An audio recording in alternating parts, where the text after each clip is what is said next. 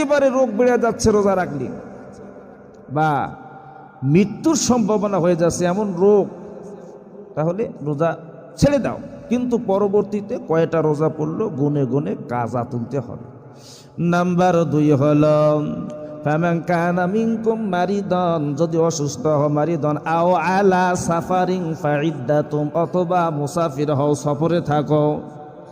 মুসাফির বলা হয় নিজ অবস্থান থেকে মোটামুটি ভাবে 48 মাইল অতিক্রম করলে কতদিন থাকবে এই ব্যাপারে, কতদিন অবস্থান করবে এই ব্যাপারে স্পষ্ট হাদিস পাওয়া যায় না। তবে আলেম ওলামারা ইস্তেহাজ করেছেন যে 4 দিন, 8 দিন, 10 দিন, 15 দিন পর্যন্ত অবস্থান করলে সে মুসাফির। এই মুসাফির অবস্থায় যদি কষ্ট হয় রোজা ছেড়ে দেওয়া জায়েজ আছে।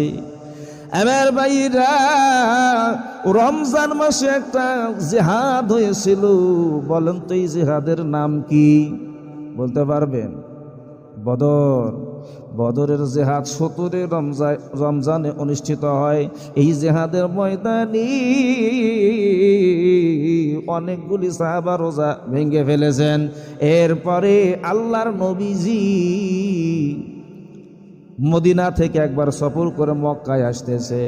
এমন সময় উসমান নামক একটা স্থানের মধ্যে নবীজি দাঁড়ালেন এবং সমস্ত সাহাবাদেরকে উদ্দেশ্য করে পানির ব্যবস্থা করে পানি পান করলেন। রমজান মাসের কথা। আল্লাহর নবীজি এই উসমান নামক স্থানে হাত উঁচা করে সাহাবাদেরকে দেখানোর উদ্দেশ্যে যে আমরা মুসাফির, সফর অবস্থায় রোজা ভাঙ্গা জায়েজ আছে। মায়ের নবীজি পানি পান করলেন, রোজা ভেঙে ফেললেন, রমজানের কথা। তাহলে বোঝা গেল যে সফর অবস্থায় যদি মুসাফির হয় তাহলে রোজা না রাখলেও সমস্যা নাই, কিন্তু পরবর্তীতে গুনে গুনে কাজা উঠাতে হবে। আল্লাহ নবীজিকে প্রশ্ন করা হলো আসুমু ফিস সাফরি ওয়া কানা কাসীরাস সিয়াম, ইয়া রাসূলুল্লাহ, মুসাফিরের রোজার ব্যাপারে রাসূলকে প্রশ্ন করা হলো যে মুসাফির অবস্থায় কি আমরা রোজা রাখবো কি রাখবো না?